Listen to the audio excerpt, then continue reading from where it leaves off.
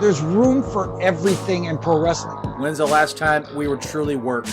Dana Brooke should be champion right now. How dare you, sir? It's whatever at this point. Goldberg's in the Hall of Fame. That made it irrelevant at that point. You know, are we wrestling nerds or not? No, we're not. We're cool guys.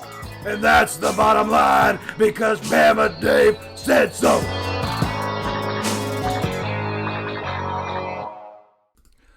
Rammer Jammer and Drop the Hammer. We're four dudes with attitudes here tonight on the Bammer Slammer. If you're watching us live right now on our Twitch channel, which is twitch.tv/SmackDraw, thank you so much for doing so. Make sure you announce yourself in the chat so we can shout you out and read your comments live on the air. Kyle, we just hit 120 followers on Twitch, man.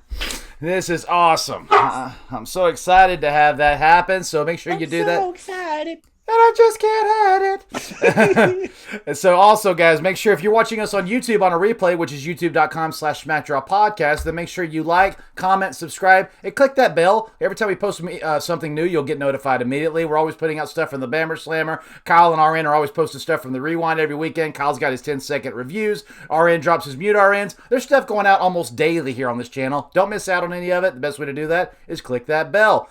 Tonight, we're bringing you another fresh edition of This or That, and tonight, it's Attitude Era time. So all of our questions today are going to come from the Attitude Era, and before we do that, let me introduce you to our esteemed panel that I have with me this evening. First of all, over here to my right, you know him and you love him. He's one of the founders and lead host of the SmackDraw Podcast. You can hear him and RN every weekend on the Rewind, where they discuss various pro wrestling news and topics from the past week. He also loves to stir up controversy on our Unpopular Wrestling Opinion show, and his 10-second review clips that follow the major shows of the week are must watch. He's a wrestling fan, a family man, and he's a guy that would take a bullet for just about anybody. Ladies and gentlemen, welcome back to the Bammer Slammer, Mr. Kyle Tyson. Kyle, how are you, sir? Well, thank you for that very humbling introduction and slightly problematic finish there. But yes, Bama, I'm happy to be here. I just wanted to see what you would say. Expecting a lot out of this guy right here. Appreciate it, man. Happy to be back. Absolutely. I'm glad to have you back, man. Hey, real quick, Kyle, let's just plug it both times. Real quick, talk about what's going on over on Putting You Over with St. Jude's Children's Hospital. Yeah, so anybody that's familiar with the show, we've worked with the standing streamer over at Putting You Over for quite some time. Actually, our content used to be on their Twitch channel for a very long time. Every year he holds a charity drive through his streams, which all the proceeds go to St. Jude.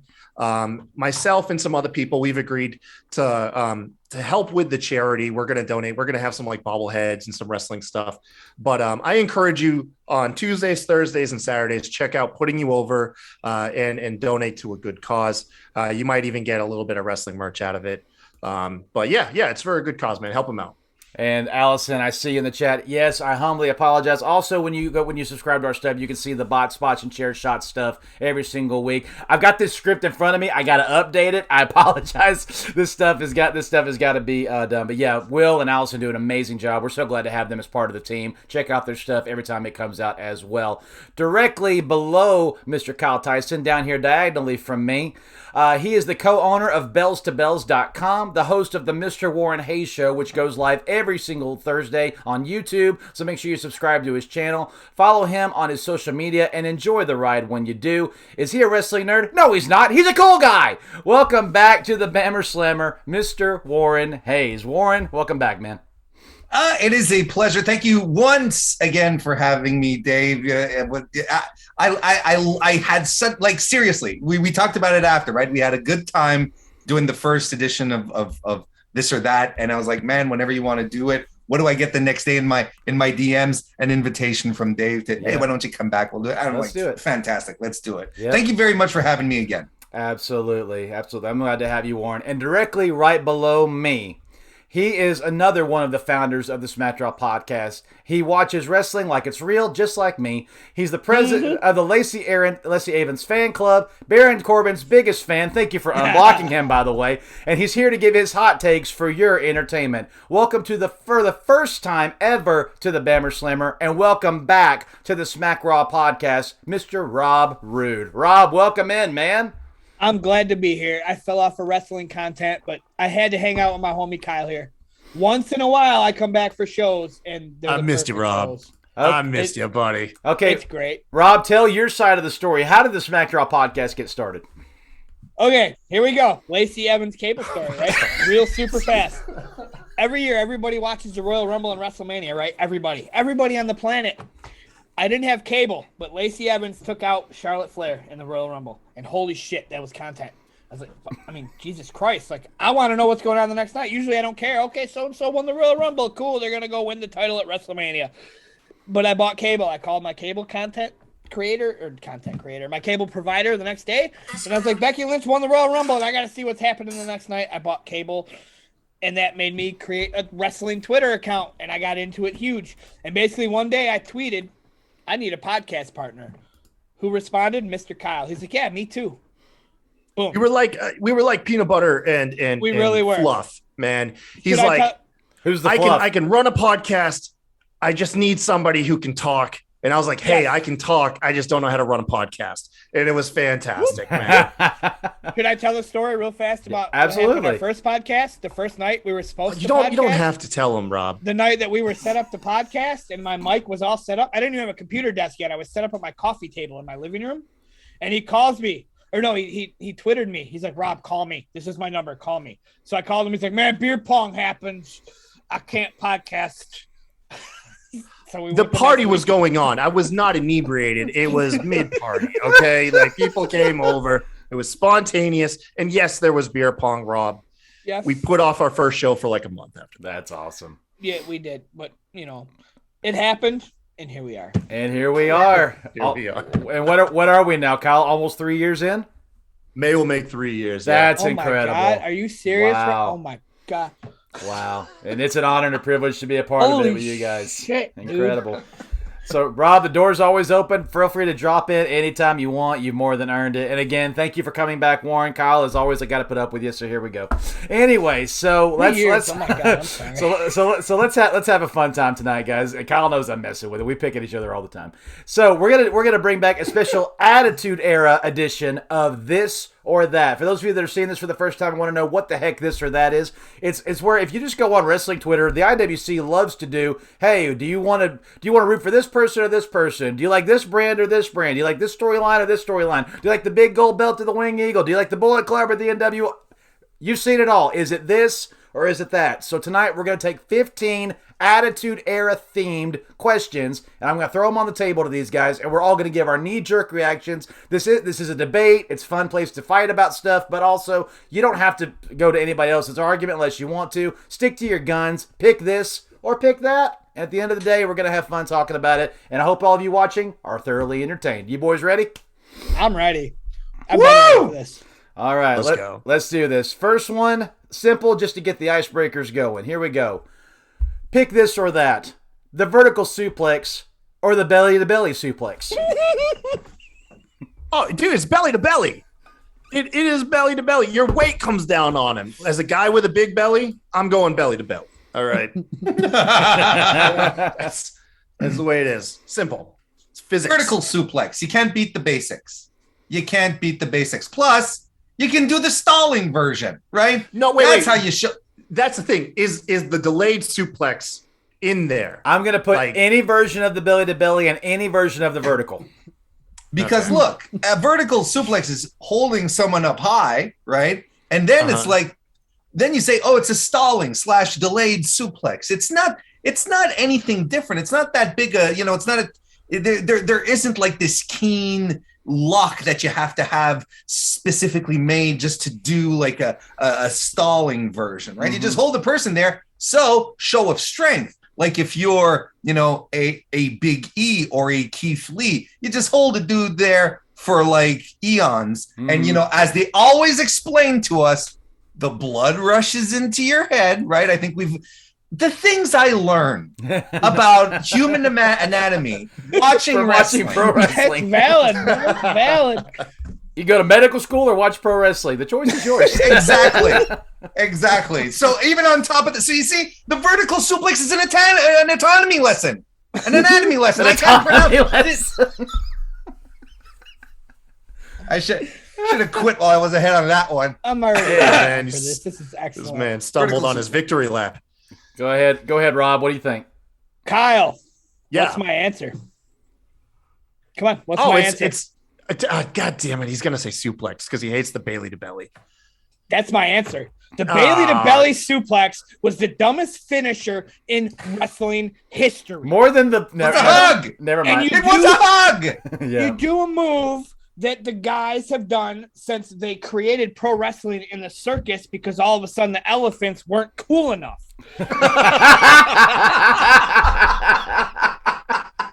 Plain and simple. When I was on the Smack Raw podcast, even if it didn't come up, I plugged how dumb the Bailey to belly suplex was. It's a basic move that they've done for eons, and it's not a finisher. It's stupid when it's a hug. It's a hug. The thing here, Rob, is that she smothers you with love. You're taken aback with the energy that Bailey delivers unto, and you'll notice she doesn't do it as a heel anymore, right? That's not because it's not a heel move. It's a babyface move because only babyfaces can transmit that type of passion. It's the power of love that powers the Bailey to belly. This man just changed my mind.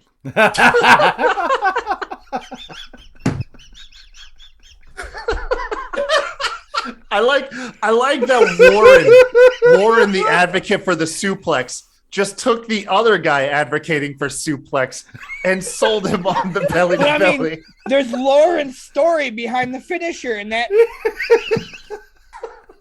which I'm making up. I'm like a living Reddit post. Oh, I don't know what I'm talking about, really. I'm just making shit up. That makes sense. I'm still gonna say suplex, but goddamn, I don't hate it. Oh, dude. The belly to belly. Remember Kurt Angle? Bama just opened it up when he said any version. Remember how Kurt Angle would like pop his hips to the top rope yep. and throw the guy overhead belly to belly? That's way cooler than a superplex. All right. It's belly to belly, y'all. Okay. But as a finisher, it's stupid, but it's got new lore behind it. So, okay. Okay. But my answer is suplex. This is going to be a 3-hour show. Which one? They're both suplexes. Which one? The vertical suplex. The vertical suplex. And you can also turn it into a brain buster. A brain buster was legit. Brain buster's legit. Like I don't count that as a suplex. Also, Kyle, I moved this on because of what you just said. 3-hour show. Yeah. Okay. Yeah. I'm gonna go with a vertical suplex. Warren as well. Hayes just changed my whole lore and my issue on the Bailey to belly. Yeah. I'm bringing people around. I'm going to go vertical suplex because once you get the guy up there, is it a frontward? Is it a backward? Is it a Falcon Arrow? Is it a brain buster? It can be whatever you want once you get it up there. The belly to belly, there's only one thing you're going to do with it. The belly to belly, you're either going to pick them up and slam them down or you're going to fall forward with them. Vertical, you can do 6-7 things. Yep. Or a big hug. Or there you go. Or a big hug. Smother them with love. So I'm going to go vertical suplex as well. Like that. And people in the meantime can pick apart my books, right? Like, you know what? I didn't even realize till just now. Warren and Rob actually like texted each other for dress code.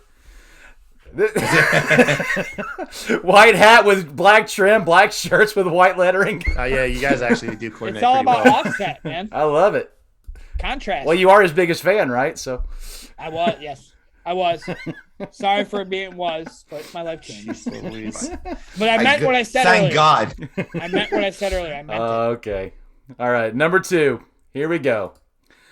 The people's elbow or the flying elbow? Okay. All right. Fine. No one. All right. The flying elbow. I thought we were going in the same order. Otherwise, I would have jumped in. No. It is. Just jump in. Whoever wants to go first.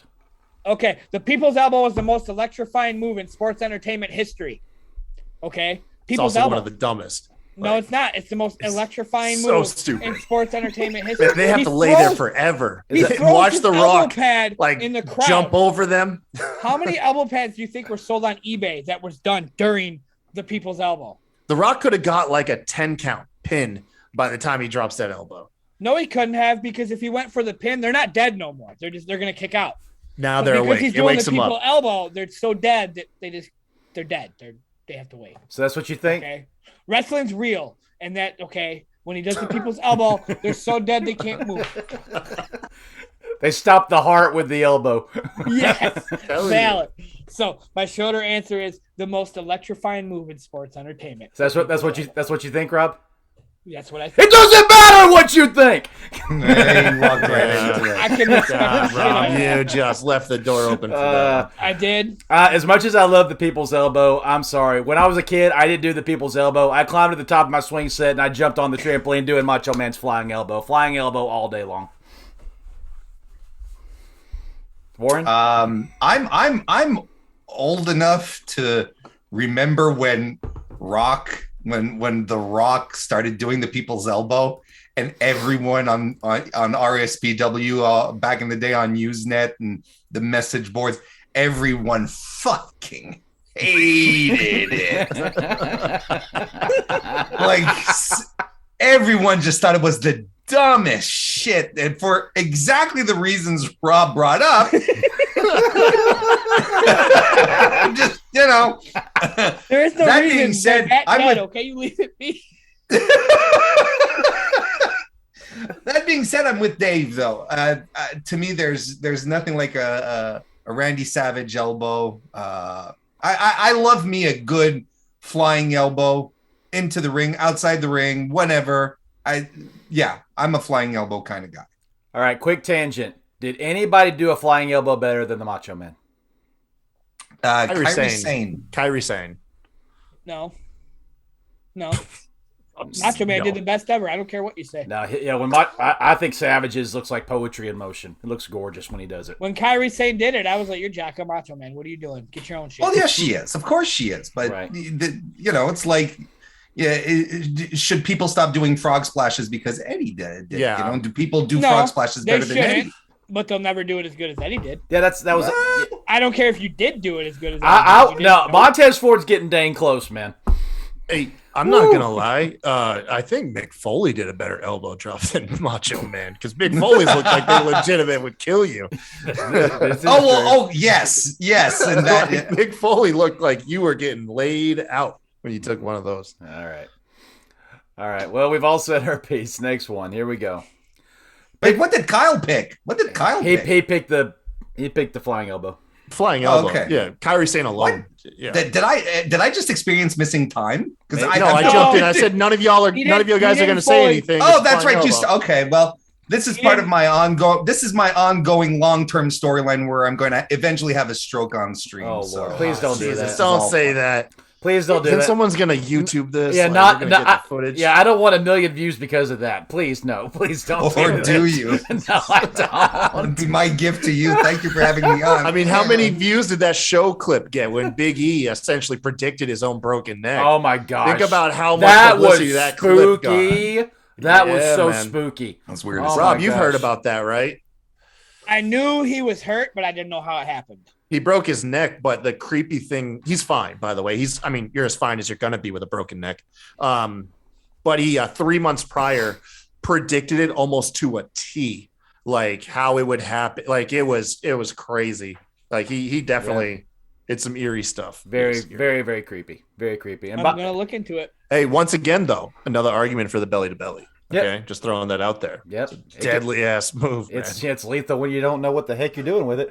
Well, Jesus. all of you in the chat, hey, let us know what you pick as well. What's up, Marie? Good to see you. And Allison, yeah, whatever category comes up, tell us what you would pick, this or that. All Hi, right. chat. I'm a slacker. I don't have chat up on screen. That's I'm a all right. slacker. That's all right. But hi, chat. Oh, which, by the way, if you guys are able to see the Twitch feed, in just a minute, one of them is a visual question, so I want y'all to be able to see it. If you can. If not, I'll just describe it as best I can. It's a Smack Okay. Raw Twitch, right? You guys said that? Yes. Twitch.tv/SmackDraw. Okay, real quick. Here we go. While you're doing that, number 3. Pick a tag team partner. Edge or Christian? Christian, because I'm the star. Oh, dang. Come, what a burn. Really? No, seriously. I'm the star. I'm the star, right? And I get Christian who is the better worker.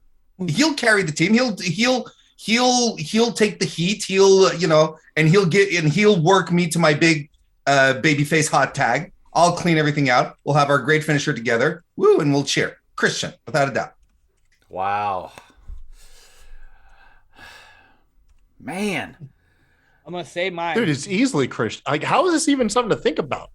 Just based alone, how many chicks you're gonna watch Edge walk off that you were talking to with just stealing all your girls left and right? Beth Phoenix ain't even in the picture right now. All right, the girls' Edge is just smashing puss left and right while you're sitting there, just like Kyle. Not. Who are you talking to? The girls' Edge is walking off. I don't want a chance with them anyway. Wow. Yeah. Okay. Take the high road, Bama. Sorry. Okay, is it my turn? It's your turn. Oh shit. I'm sorry if I get you guys blocked for this, but my answer is neither. I never cared for Edge. I never cared for Christian. But if you have to pick one, You're going to a desert island and you have to bring your tag team. I will partner. tell I them don't to know. stand in front of me. What do you? and What do you what? two call heads or tails? Paper, rock, scissors. Who wins? All right, well, okay, do it. Do heads or tails then. There we go. Yeah, just do it. Okay. Oh, Do yeah, it, live do it. on air. Okay. Flip a coin. Hey, wait. Okay. Hold on. Time out. Time out. Hold up. Fuck. What's the score? Stop the clock, Dave. Time out. Wait. I pulled up the stream You need to review the footage. and fuck. I pulled up the stream and now I'm hearing. Even though I paused it, I'm hearing. Turn the volume down. Turn the Just volume I down. closed it. Take. I'm closing it. I'm closing it. Okay, close Put it. the stream. It's still playing to me. Rob, I'm so sorry I didn't follow you back in the day. This I just was heard the- you say that twice. I fucking closed the stream. What the heck is going on? I closed my web browser. Oh, Oh my god, I'm clipping The the stream hell was out of not this. playing. please do, Kyle. Please do. I am. Oh, jeez. Okay, now we're normal. I closed my web browser. I swear to God, I paused that shit, but I was Rob, still what getting- happened, man? What's wrong? Rob, I legitimately had a stroke on it. Oh, I, jeez. like I tried going to see chat, man, and it just okay. Let's rewind. Okay, Are you, all right, go Christian ahead. is heads. Christian is heads. Hey Siri, Christian is flip a heads. coin. Okay. You Okay. say Christian is heads? Okay, so All right, you get edge. So you get edge. I get edge. That's my. There you answer. go, man. That's all you right. needed. Yeah, for That's it. my answer. I'm gonna pick Christian too. I need an in-ring psychologist because I'm not gonna be smart. So I need him to do it. Because Christian was always the better worker, if we're being completely. And still is. And better. Alison, by the way, sympathizes with you, Rob, and she says technology is hard. Mm-hmm. That's never. I don't know why it happened. I'm good at technology. I paused the stream and I was still getting. You just gave me the best laugh I've ever had on air, though. So thank you for that. Also, just because it happened, I acknowledged it, but I couldn't say nothing because my computer went nuts. The fact you said you never followed me back made my fucking night. I'm just throwing that out there. Just because I didn't get it, the fact that I earned that. I'm sincerely regretting it from this point on. It's See, the I way I'm don't being know right how now, I'll sleep tonight. that was my Twitter. Oh, that's awesome. Like I legit went on there and I'd like tweeted shit just to piss people off. Man. All right, so only he picked Edge by default. All of us, picked Edge all of because us. Siri told me to pick Edge. All right, It's seriously. unanimous across the board, man. All right, there we go. Oh no, it ain't because Rob picked. Yeah, Rob picked. Me and Warren picked Christian. So Yeah, All me right. too. all right, next one. Here That's we why Kyle go. was my tag team partner. Here's the visual one I was telling you about. Delete one of these two iconic T-shirts from ever existing. And If one of them DX. lost in 316, oh wait, what? The No. answer is DX? No. either the DX T-shirt, which is the classic X with the suck it on the back, or the shirt you're wearing right now, Rob. Delete Oh one. yeah, you get rid of DX. Yeah, delete one of them from ever existing. How do I leave this group?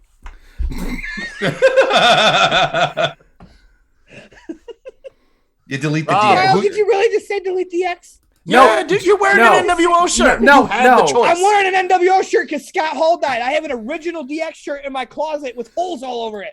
I have an OG Degeneration No, X shirt no. What from we're saying is 1997. the whole point is eventually, if the shirt got deleted, they could create a new iconic one, but that shirt will never exist. Oh, the I don't design. want no new. So iconic you got the Mike DX shirt. I Tyson want my OG DX shirt. sign. I want my OG yeah. DX shirt that's in my closet. Then if it wouldn't have delayed time, I seriously would have went and grabbed it and showed you guys. Right. that the answer believe is you. delete this. Yeah, bullshit. no, it's all good. It's all I good. bought this in honor of Scott Hall. Right. It took me 30 years to buy an NWO shirt, but I have an original DX shirt. Take that for what it's worth. So there's no way you're gonna get rid of the DX shirt. Never, ever, ever, because DX was the best thing that ever happened in wrestling ever. Wow. They went and knocked on Nitro's doors, and they were like, They "Fuck, did. guys, what They if did do answered? that. Who They cares? did Let's go." do that, man. What if they would have answered? It would have. It's one of the greatest what ifs if that door hadn't closed. You know, it's one of the greatest wrestling what ifs. Valid. So my answer is fuck the NWO. I love the NWO, but if you put them against DX, they get dunked on. I'm sorry. I think the DX shirt that Shawn and Hunter wore in the 2000s looked better than their old ones, so I'm going to keep the NWO shirt. Yeah, you know, I associate that shirt right there more with Mike Tyson than the actual like group itself. I don't know why, but that's just the only. That's the one that I remember. Well, you're gonna pick actual fighting over stage fighting any day. What? No, just the end. No, I said I'm eliminating the DX shirt still. NWO shirt is way more iconic. Right. No, I'm just saying. yeah. I'm just saying. When it comes to your personal preferences, I think you just care more about Mike Tyson than D Generation X. I gotta ask, you guys remember when maybe, Mike Tyson referenced Stone Cold and said Cone Stoled? Yes, I do. And that's where that's where the Cold Stone Creamery came from. Anyways, so 3-1 again. mm-hmm. It's gonna Kyle, be you a the theme. outcast, bro. Yeah, I can't. It's gonna be a theme, Rob. All right. well, we'll see. Next one. Here we go. Pick your manager from the two iconic Pauls. You want Paul Heyman or do you want Paul Bearer? Berman. Ooh. Oh, jeez, man. Berman, Bear. You did say Bear, right? Paul Bearer or Paul Heyman? Okay, yes. I said Berman. My bad. Paul Bear. The answer is Paul Bear because he's OG. And one of the most OG happenings in wrestling ever was when Paul Bear busted Undertaker in the head with the urn and went on Mankind. That's right, I did that. Anyone else get some really weird feedback? I did, there and for I a was second? scared You got you that guys- too? Okay, it was I was weird. scared you guys were It's like the muted and ghost I had of to pick Bama over something. here. But yes, my answer is Paul Bearer for days because one of the most iconic things ever is when he flipped on Undertaker. Because Dude, a good flip is one of the greatest storylines you can write. Rest in peace, Percy Pringle. Yes. You gotta go with Heyman. At least I do. I have to go with Heyman because he'll actually like have the better chance of making me way more interesting than I really am. So Heyman has the best chance of advancing my future. So I gotta go with Heyman. Yeah, for the long-term story booking alone, I got to go Paul Heyman. My God, can that man put together a story? I got to go with Paul Heyman. I love nothing against Paul Bearer. This is a 51-49. I got to go Paul Heyman, though. Okay, I'll give you my non-kayfabe answer, and it's Heyman. For kayfabe, Paul Bearer for days. Okay, it'd be the opposite. If I do my non-kayfabe, version, I'm definitely going with Paul Bearer because I wouldn't trust Paul Heyman as far as I could throw him. This is true. I'm gonna go with Paul Bearer. Now, would you go with later, lower talking Paul Bearer or early 90s talking where only dogs can hear him Paul Bearer? Undertaker. No, I'd go with later Paul Bearer. Mm-hmm. I think that was a lot of fun. I enjoyed that. Yes, later Paul Bearer. Absolutely. Let's do it. All right. I do got to plug it, though, when he dunked Undertaker in the head with the urn. Am I right? No, I just watched it the other day. Yeah, that was a big moment. Now, I'm going to say which time. He turned on him like 3 times. Did he really? Yeah, at least.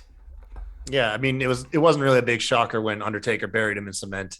You know what I mean? Like, Yeah. Paul had it coming. Yes, No. Yeah, he turned. Everyone likes a little homicide in their pro wrestling, right? Let's say he turned on it. Hold on. He turned on him with Mankind. He turned on him with Kane. He turned on him with Kane again in 2010. So at least three times he turned on. Okay, that was past my before Becky Lynch cable time. That explains it. That was during the infamous blackout period you had. Yeah, the blackout period. Well, Paul Bearer appreciates the vote, I'm sure. All right. Next one. Here we go.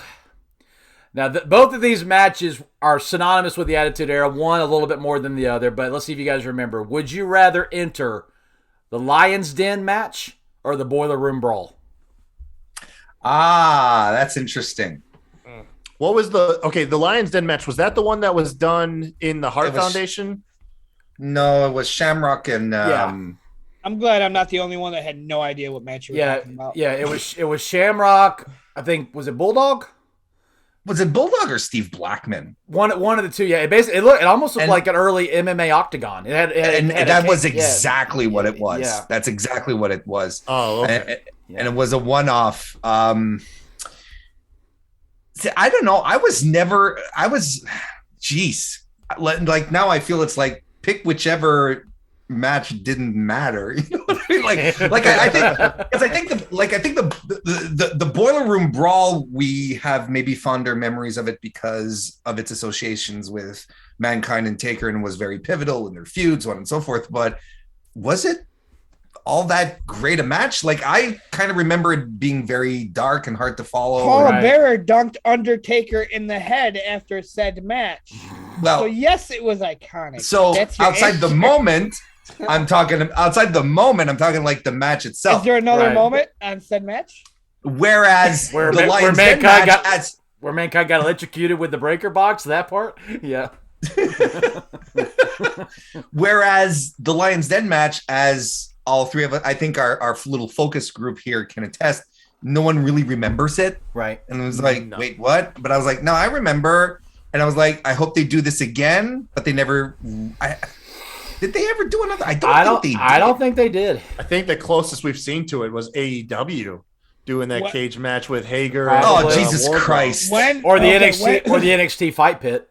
When did this Fight Pit was cool though. Yeah, it was. Yeah, that was pretty awesome. When did this match happen? Because I wasn't at the end of the Attitude Era. Was it? Oh, Warren helped me. 98, 99? Yeah, I'd say about that. Yeah. Maybe at the most 98. When was Shamrock gone? Because I'm pretty sure. Look, I'll pull it up. Yeah, please pull it up. I should have written that down. I'm sorry. No, that's okay. Look, you had no idea that we were just going to like, wait, what match? I know. Because I remember the name. I just don't Mr. Prepared, let that one go. I'm sorry. It's okay. We'll let you have I say, Kyle, what do you think? The reason I'm going to pick Boiler and Brawl is you can't find the Lions Den on any WWF video games. Boiler and Brawl's in all of them. So yeah. I have a very, I'm very self-centered. I always like to put, if I was in these shoes, I'm going to go the Lion Den just because if it's a match I have to be in, and that's how the way I'm thinking about it. Right.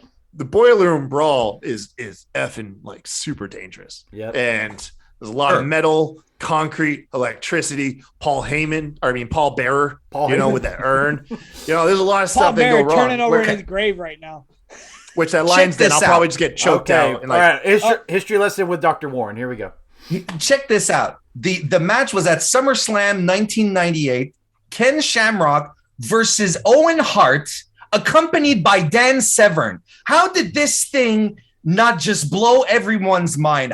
Because I remember the match. True, everyone was kind of it lasted under 10 minutes. How can you put all of those elements in and everyone just goes, well, let's never see that again? It's weird. Maybe this is one of those it's really before weird people things. Like MMA was really in the mainstream conscience of things. So right. They probably just didn't know what to make it look like. And I don't know if y'all can tell, but just from looking at the picture of it, I think one bad hit on one of those cage frames, that thing's flying. It doesn't look. It doesn't. Yeah, no, it wasn't a great structure. It doesn't look very sturdy. So maybe Ken Shamrock went in there and said, "This can never happen again." No, Warren's absolutely right though. You look at the guys and what they all brought to the table. Yeah, those three. Yeah, you're right. It is amazing that it didn't come out to be iconic. That's a weird one. That's really weird one that it just fizzled out. Really, I don't remember it happening. I was watching it. So SummerSlam 1998. So Hell in a Cell's already happened. So they already have Hell in a Cell, and this thing still gets created. Okay. They knew it because of Shamrock and Severn's ties to UFC. Right. They just didn't know how to portray it, I guess. The idea was there, it just wasn't executed. So they just couldn't build the full budget, UFC fight pins, so they had to, or they just didn't understand what UFC was. It was so underground at that time. Right. Yeah. The Observer gave it a 3.5. So it probably deserved a 4.5. A strong match, kind of thing. Okay. All right. Interesting. I'll still go Boiler Room Brawl just for nostalgia reasons. I think I am too, honestly. I think that's what I'm going to go with. I think it's the most memorable. Kyle, what do you think? Like I said, I'm not looking at it like as a fan perspective. It's I'm like gonna be the outsider if I was in the match, I want to go Lions Den one, just because like one of them can just like choke me out and I won't be like murdered in a seedy back room. Makes sense to me. All right. Cool beans. All right. Next one. Here we go. Good answer. Would you rather join NWO Hollywood or the Wolfpac? You can't. Oh, put the me on the spot Wolfpac. like this. You can't put me on the spot. Do. Oh, you can't put me. No, on the because spot that like means, this. look, if let's say I were to join NWO Hollywood, the first thing that would happen is the Hulkster would come to me and say, "Okay, you have to carry Horace's bags." I'd have to carry Horace Hogan's bags. That's the kind of stuff that would happen. Whereas if you're in the Wolfpac, man, you got Kevin Nash, you've got Scott Hall, you got Sting, Luger. What are you talking about? You're chilling out with these dudes. They'd probably have me carry their bags, but as opposed to carrying Horace Hogan's bags. What are you talking about? Yeah. I'm going Wolfpac. Screw Hulk Hogan. Sting for life. Go Wolfpac. Kyle, go ahead. I gotta put together how I want to answer this. Well, if I'm wearing red. What if would I be allowed to be in the debuting NWO? At any point, you can join the Wolfpac. Okay.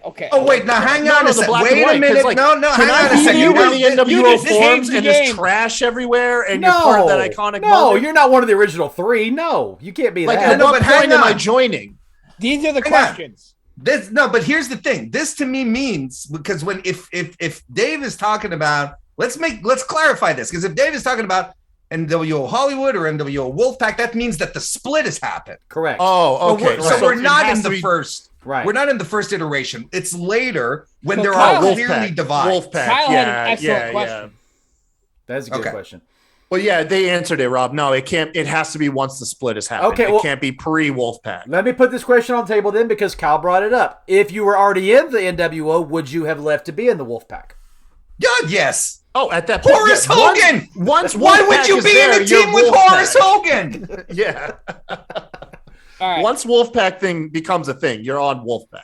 Okay. Dude, I would honestly. I thought Conan was like the coolest. He was He K-Dog was. at the time. Oh, la he was la. K-Dog. Oh man, That's right. yeah, He I was thought in he that was too. like the coolest dude. Whenever those WCW N64 games came out, yeah, dude, I was playing K-Dog every We time. rowdy and bout it. Yeah. Oh man, Okay, I was a let's see. huge Wolfpac fan, man. Huge Wolfpac fan. Let's see if I got it put together in my head. Dude, no lie. I need to Okay. go get it. I have a flag football shirt. We were the Wolfpac, and we had red and black. I need to go get it. Oh my gosh. So, DX was my booze. Okay, I'll DX ride or die. But NWO created DX. NWO made Yep. Vince McMahon say, "Shit, I need a fucking counter," and he made it better. That's my opinion. Flashback with that aside- to the last episode, right, Warren? Yeah, exactly. Yep, pretty much. With that aside, the Wolfpac, aside from DX, fully saying that now, was the greatest thing to happen in wrestling, because they had the NWO that took the wrestling world by storm. I actually watched Bash at the Beach 96. I watched the end of Bash at the Beach 96 Right. 3 days ago because this was happening tonight. I was like, oh my Right. God, that's, whatever. The NWO took the world by storm. But then the Wolfpac was like, yo, you got this, and it's the best thing ever, but I'm going to make it this. And it was like, woo! Everybody wanted to do that. Everybody. And the Wolfpac was excellent. But then Scott Hall went and passed away, and I was like, I need a new shirt to wear for the stream tonight. And you Yep. see what color I picked? Yep. Just throwing that out there. Yep. So a week ago, my answer would have been Wolfpac, but tonight my answer is OG, black and white NWO for life. That's my answer. There we go. We'll take it. I'll take it. And just to prove how toxic Hogan is, the Wolfpac was the coolest thing in the world until Hogan joined it. And then it died right immediately. It was remember when he had his bandana? It was half white, half red. I was like, "What the heck is this?" Hogan was a dork, and when you look because we, with the passing of Scott Hall, I think we all sort of went back and looked at clips, or at the very least, we sought out some stuff on YouTube, right? Yes. And you look at their first few presentations, and you see Scott Hall coming out, right? He's cool. Tall. He's got the long fucking mane, and then Scott Hall was just fucking Scott Hall, just cool. And then you've got Hogan, who is literally cool by association. That's right. There is nothing. He's not like. He doesn't have this. He's not dripping with any swagger. He's not. It's Hogan, who is cool because he's hanging with the cool kids. Yes, and that's what makes him brilliant. Yes, ultimately, Hogan was for the period. OG wrestling processed. Scott Hall was natural human being. Yeah. Yep. Hey, Kevin Nash was just big, sexy Kevin Nash. So, yep, 100%. Hogan was so weird. And I mean, sometimes. Sorry, go ahead. I was gonna say, just how did an entire nation get behind Hogan? And it was like, yeah, that's our guy. That's our dude. That guy who's ashamed of his bald head, so he wears a bandana until it flies off. He was produced in a time of life when people went behind being told to say your prayers and eat your vitamins. That was the last time, I guess, where that pop culture wise, man. Yeah, it was Americana. We were in the middle of the Cold War. He bled. I am a real American. It was national pride. Isn't he Canadian? Is he Canadian? Was that no, I don't think so. Warren's was quick to shoot that down. No.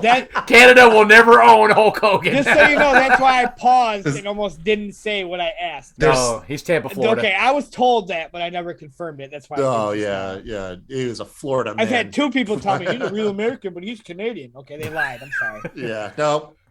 Yeah, no. Tell them to fact check their source. Yeah. Bret Hart was Canadian. Are we getting there already? No, we're not there yet. Not yet. I was warned about this. But it's coming. All right, here we go. Next one. This is already awesome. I love this. Next one. That makes me happy. Who would have been a better Intercontinental Champion? Neither of them. Razor Ramon. Neither of them ever held the title. Who would have been? Razor Ramon. Then who would have been better, Undertaker or Mark Henry? That's weird. In the Attitude Era, they never held the belt ever in their careers. Who should have held it? Well, Taker. Yeah, Taker. He's a bigger star. You ask which wrestler would be better, and you don't specify if it's a physical ability. It's just as a star and as a champ. No matter who you put against Taker, it's gonna be Taker. Especially in the Attitude Era. I'm going Mark Henry. Dude, you're talking about Attitude Era Mark Henry. He was just the guy who came in from the Olympics. Because Mark Henry didn't do shit in the 90s. Exactly what you just said. Taker's a bigger star. He doesn't need the IC title. He doesn't need the IC. He's already in the world bigger picture. champion. No, Mark Henry How needed would you be a big title. champion if no one gives a shit about you? Mark Henry needed something to elevate him. If he had the belt doesn't make the man, Bama. The man makes the IC title makes a bunch of men, my friend. It makes a bunch of men. Undertaker was the greatest thing next to HBK to happen in wrestling history. And even then, in the Attitude Era, Undertaker was the greatest thing to happen in wrestling history. You give him the IC title, people are going to yawn and not want to look at him. Thank you. He's got an IC title. I disagree. Title. And then you give it to Mark Henry and the sexual chocolate music happens, your crowd's going to erupt. Here's my IC champion. I agree. That's my answer. the belt would have done better for Mark Henry. The man makes the belt. I am absolutely on that one for once. I don't do that. And I don't do logic. Rob's awesome. But I'm with Kyle. The belt, the man makes the belt. Which, look, honest to God, I associate Miz to the IC title much more than the world title. Why? Because Miz, during that long extended period of time that he had it, made it feel like the most important belt on the program. I agree. Shinsuke Nakamura. What more can I say? in regards to the IC title, of course. So like, and here's something else. And respect to Mark Henry. I respect anyone who's able to make a career out of the wrestling business for multiple decades. What is your most memorable Mark Henry match? Retiring. Taker at 22. You are legitimately, Dave, the first guy to ever answer that question that I've asked. I couldn't tell you one match he wrestled in. I just remember. There you go. That and when he beat Randy Orton for the belt.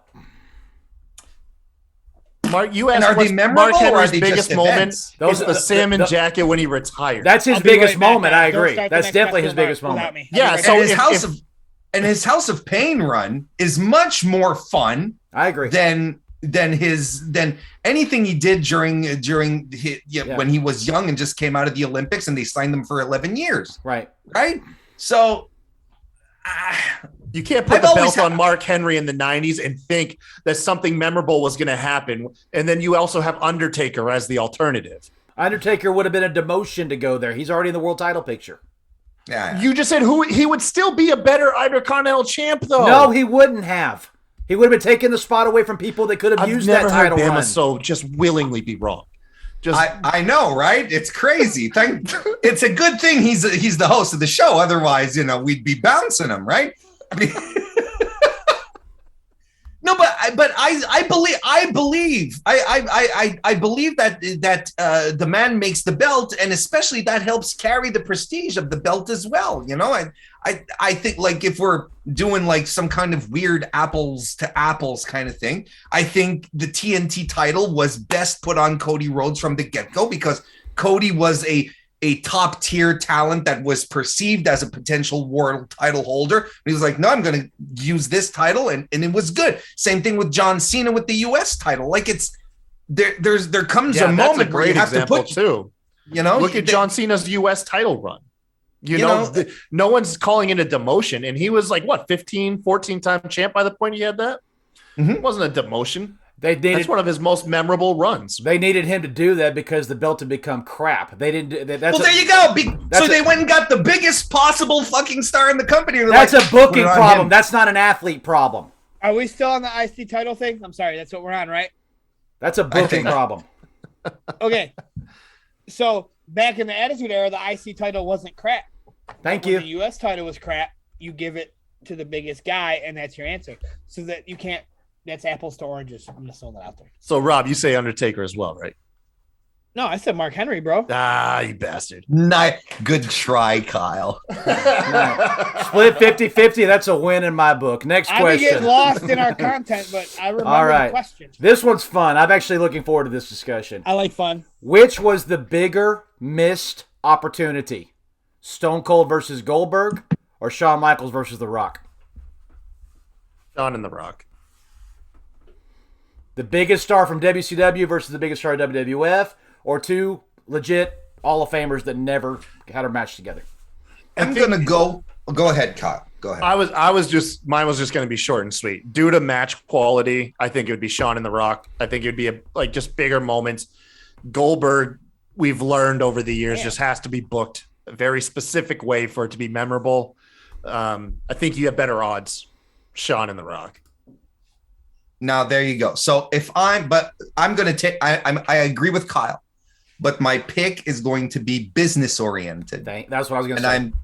I'm going to book Stone Cold and Goldberg because that's The Rock versus Hogan. That's that kind of match, right? Where everyone is going to be like, one of the greatest matches ever. Really, because there wasn't much, but what happened, the event, the thing. That's what made it huge. And Stone Cold versus Goldberg had that potential. Yeah. That was an arena filler. That was a stadium filler match. I agree. Right there. But I would have preferred to see The Rock. As a wrestling fan, I would have preferred to see The Rock. That's exactly what I was going to say. Which one do I want to watch? Shawn Michaels versus The Rock. Which one is the ultimate opportunity to make it happen? Stone Cold and Goldberg. Absolutely. Yeah, I also forgot that when Goldberg was big in WCW, like he was literally called Stone Cold. Like people mocked him for being a Stone Cold. Yeah, on the and I called him he that. hated it. Oh yeah, on the Broken Skull session, he said my biggest insult was when people said "what" to me or "hell yeah" to me, and I was like, Oh, really? what a little punk! I hope he hated it. I hope it kept him awake at night. I hope his wife. I hope his wife, when she got pissed off at him, said, "Go to the groceries to get some milk, Stone Cold." And he was like, "Mother." Yes. Okay, so I gotta answer this one. Yes, you do. Now, for the first time in our history, I have nothing funny to say. Let me see how I try to explain this. Okay, again, like the last question, I said I don't look at wrestling logical. It's funner when it's real and you don't look at what should have happened. Who gives a fuck what happened? Make the best of it. My answer is Shawn Michaels and The Rock, simply because Shawn Michaels is my booth. The answer is always Shawn Michaels, no matter what the question is. If he's involved, unless it's him getting pinned and never wrestling again, like that, or that time he took off his windbreaker and then put it back on, like he was, "Oh, it's getting cold in here." He made me mad. I thought it was gonna wrestle again. Anyway. Oh, I remember that. That was both funny. of those matches. Okay, coming from an outsider that you guys have been wrestling fans for years, you stuck with it. It's very well known that I've been on and off. Both of those matches. Let's see. I'm getting logical for once. I don't see why either one of them would happen. Both matches, both talents are opposite sides of the spectrum that don't need to wrestle. This is a really long-winded way to say Shawn and The Rock. Yeah. I mean, have I ever been serious, bro? And for once, I wanted to be serious. No, they both could have happened. They both didn't happen. They could have. Yeah. But Shawn Michaels and The Rock, it didn't need to. They're both sides of the spectrum.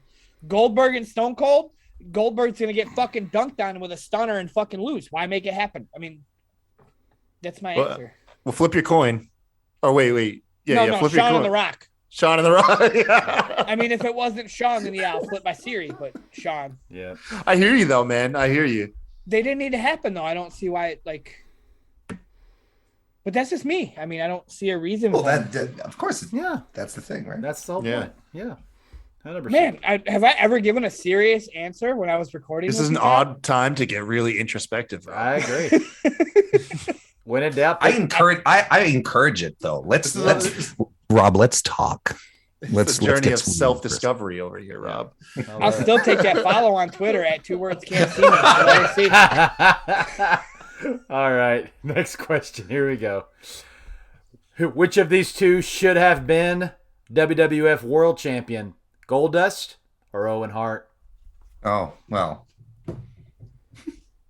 I mean, this should be easy, but on paper it might not be. Goldust. We're talking Attitude Era, though, right? We're talking full Attitude Era. Yeah. Yeah, then it would be Owen. It'd be Owen. Owen was a bigger star in the 90s. Goldust was amazing.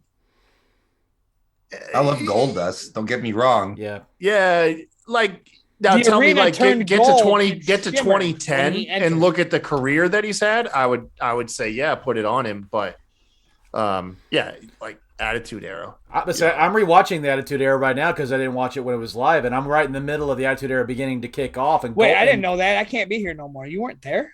I watched WCW during the whole time.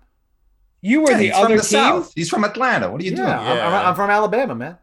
I was there in person in the arena when Stone Cold Steve Austin stole the Detroit Red Wings Zamboni and drove it to the ring. Awesome, man. But you were watching Nitro? Yes, I was. Yes, I was. Okay. It's like this old rivalry revisited. You didn't flip back and forth like the rest of us? No, I didn't. Everybody had their back button. No, one of my biggest traits is loyalty, man. I don't betray my team. There's no loyalty in the Attitude Era. They were both fucking awesome and they were killing it. There's loyalty in a Christian household, and that's what I am, dude. I don't know if I can be here anymore. Okay, I'm just power through, my friend. Just power through. So bottom line, what I'm saying is right now watching it, Goldust is like literally like the top 3 guys on the card. He's almost main eventing every single night. So if they'd struck while the iron was hot, I could have seen him with, a pay-per-view to pay-per-view 3-month title run if they wanted to put it on him. But Yeah, looking back, why Owen never got it? Probably only because Brett was around. That's really all. Because he was a nugget. Yeah, that's why. But when I agree. I go with Owen. He Owen. was a nugget. I say, but when Brett went to WCW, surely at that point Owen should go, okay, Big Brother's gone. Can I have a shot now? Seriously, but they never did it. In all seriousness, I never dug Owen Hart. I never got it. Never. I got it later in life. I did too. I didn't when I was a kid, but I got it later in life. I didn't understand why he got a match at WrestleMania with Stone Cold. I didn't get it. I never liked Owen Hart. And this is all serious, this talking. No kayfabe, no me being Rob the jokester. I never got Owen. None of it. None whatsoever. I don't get it. So again, that's just me. So you're picking Goldust? Goldust for days on that one. I'm sitting on the fence, but if I had to pick one, I'm going to go Owen Hart. Kyle, Warren? Oh, we already said it. Oh, Owen. you did? Okay, my bad. Yeah. All right, just making sure. Okay, well, of course, the Canadian's going to pick the Canadian. All right.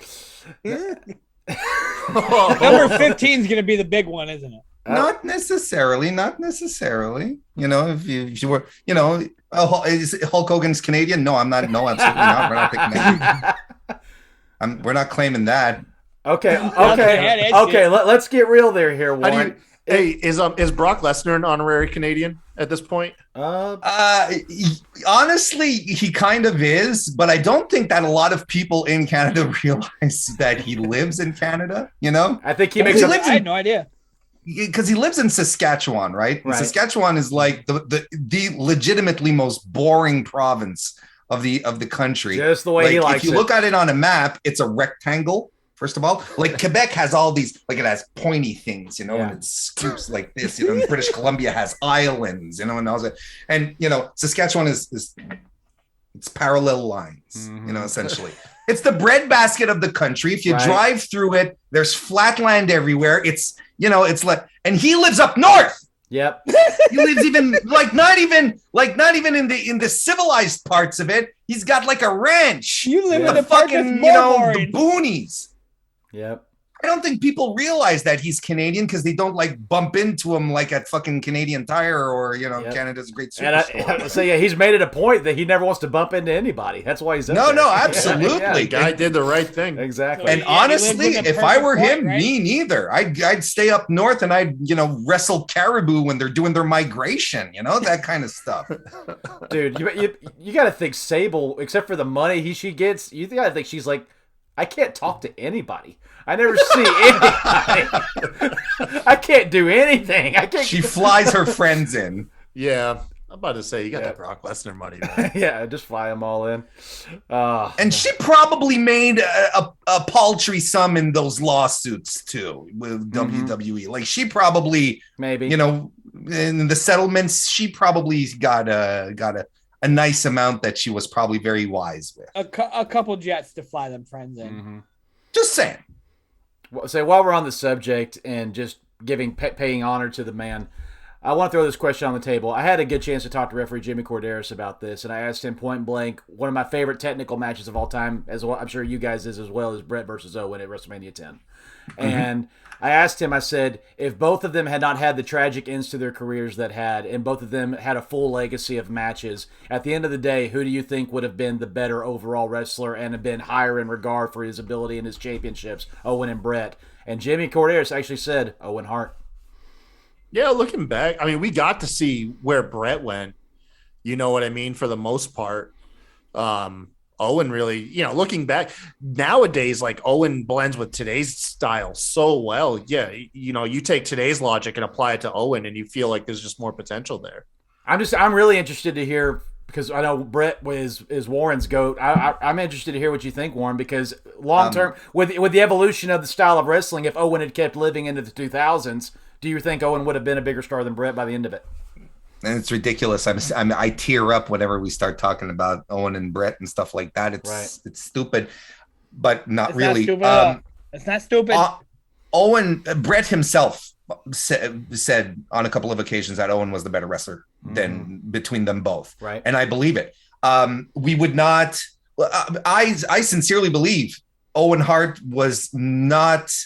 If Owen Hart had started later his career, he would be regarded as one of the greatest of all time. Like unquestionably, he was breaking into a period where still the bigger guys and so on and so forth were still prevalent, and he was bringing with him a style that became the norm in the 2000s and 2010s because of his influences, because of his time in Japan.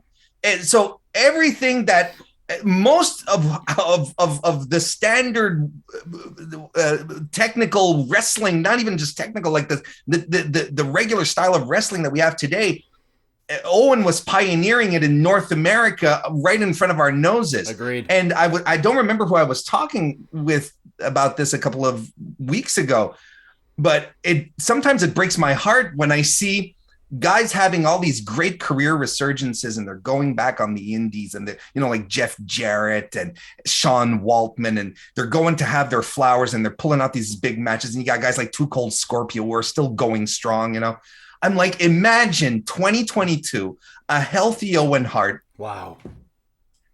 Excuse me. Imagine a healthy Owen Hart today going out there wrestling with the kids, the 20, 25, 30-year-olds who all watched him as they were growing up or watching tape, Man. And he's just killing it with these kids. He's wrestling, Blake Christian. He's wrestling Nick Wayne. Would he have wrestled some women? I don't know. Look, the point is that he'd just be tearing it up. He'd have a career resurgence right now, and it breaks my heart, man. It really does. I'm thinking right now about Owen Hart and Kyle O'Reilly. Man, I'd love that. Yeah. Ooh, I'd love that. All this stuff, imagine, like, that's it. You look at all the possibilities. You look at him and a Dan Garcia. You think of him and a Bryan Danielson. You think of him and oh my god, fucking Lee Moriarty. Like all guys that they're like Jonathan Gresham. Yes, and CM Punk. These are all guys who saw Owen and they were like, this is the kind of shit we want to do, but Vince doesn't want us to do it. It's like, anyway. Now you see his fingerprints everywhere. Everywhere. You see his fingerprints everywhere nowadays. The only reason why we don't, necessarily that he's not necessarily easily included in these, Mount Rushmore GOAT conversations is because we never had a full career. For Owen Hart, and that's the main reason. Warren, I apologize. I didn't mean to get you all emotional. No, it's fine. It's fine. It's absolutely okay. It's like. It's good to be reminded why sometimes you're passionate about pro wrestling. Your what I mean? Feeling, get it, boo. Yeah, get it. It's fine. No, it's okay. And that's what this show's about. That's why I do it. 100%. I think Warren's a wuss, but no. Come on, man. Even I had jokes to say. I put them back. I wasn't going to say them because I've been saying since day one. Rob's the bigger man. I've been saying since day one. I'm the baby face. Kyle's the heel. Next question. All right. Which of these cards was better? Don't buy into the hype. Don't buy into the history. Don't buy into nostalgia. I was buying the hype. Go hype. match for match, card for card. Which card was better? WrestleMania 17, WrestleMania 19. Fuck, you went 17. Beyond. I don't. What year was 17? 17 is the one that's 17's the big one. Yeah, 17's the one that is like 90% of people's. Yeah. That's the best WrestleMania of all time. That's why I wanted to put that in there. But objectively, card for card, match for match, which card? I don't know either of them. I'm sorry. My best WrestleMania was when Shawn Michaels put his foot in a Bret Hart's chin in overtime. Okay, well, Jesus Rob can't wait to get to Shawn Michaels didn't wrestle at 17. He did wrestle at 19. Was 19 the one with Taker? 19 was the one with Chris Jericho. I wasn't there. That was past my time, so I can't answer this question. Like, I can't wholeheartedly answer this question. You got tripped. Because, like I said, I wasn't through the entire Attitude Era. I fell off towards the end. I don't know either of these, so I honestly Stone Cold's last match was WrestleMania 19 with The Rock. Yeah, the 17. answer is 19 because Stone Cold. That's my answer. There you go.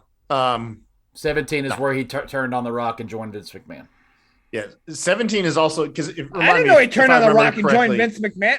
Fuck 17.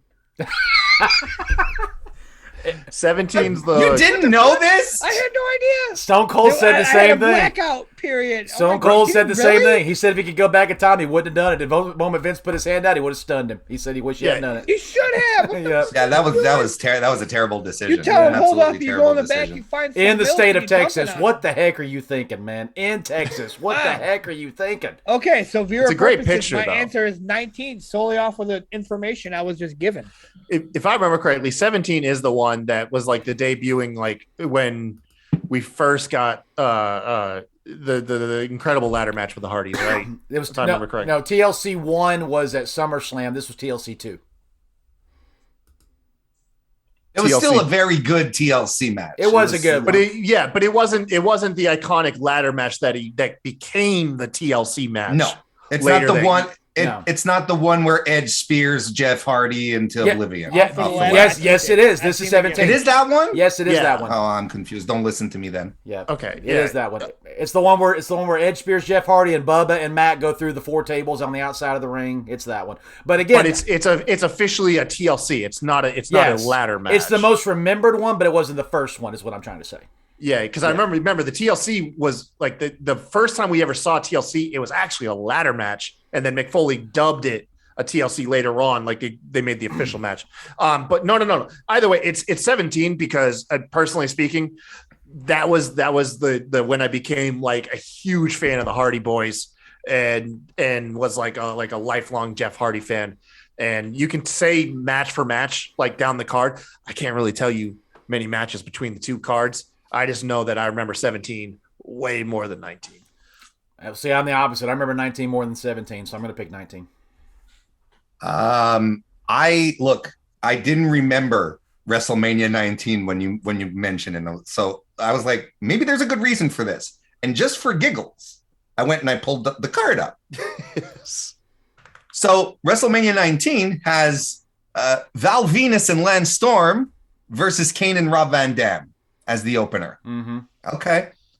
We've also got Undertaker versus Big Show and A-Train. Yep. And Taker is accompanied by Nathan Jones. It's that era. And it came out. And it came out to Lit Biscuit at that show too. Undertaker was going around doing media, and one of the things Taker was doing for his funny points was he was talking about A-Train getting like his hair stuck in his hand. He's like, I gotta make sure I don't get his hair stuck in my hand. Back when he was like promoting the match, and it's A-Train, man. Like, Yeah. At 17, he fought Triple H for the first time. Their match was okay, but. And this is the Triple H Booker T match, right? This is the one, Yes, right? this is that one. That one, yeah. I'm gonna go with WrestleMania 17. Okay. yeah. No. For the 2 matches of Shawn and Y2J and Stone Cold and The Rock alone, because that's the best Stone Cold Rock match, period. And it was Stone Cold's last match. So Sure. For that reason I think- alone, I got to go with it. Okay, I have. But I to think you ask- look at the rest of the card, you have Hulk Hogan versus Vince McMahon. You're I'll like, put oh, those 2 goodness. matches up against the entire 17 card. 17, man. You had Jericho and Regal. Okay, You had the infamous hardcore match with Kane, Raven, and Big Show, where they almost took out power to the entire Stone stadium. Cold turned heel in Texas. Negated the whole pay-per-view. Kurt Angle, Chris Benoit. Stop it, man. Kurt Angle and Brock Lesnar. Stop it. China's last women's title, like when she squashed Ivory. Now, Kurt Angle and Brock Lesnar is the best Kurt Angle match. I didn't say it was the best. I'm just saying it's still a great I'm match. saying so right there. That's 3 matches on the 19 card that already negate the 17 card for me, personally. Hey, Me the personally. Iron Sheik won the gimmick battle royal. Come on. I want to ask. Let me ask a question. Sorry, viewers, I'm a phony. I wasn't there. Did HBK beat Y2J? Yes, he did.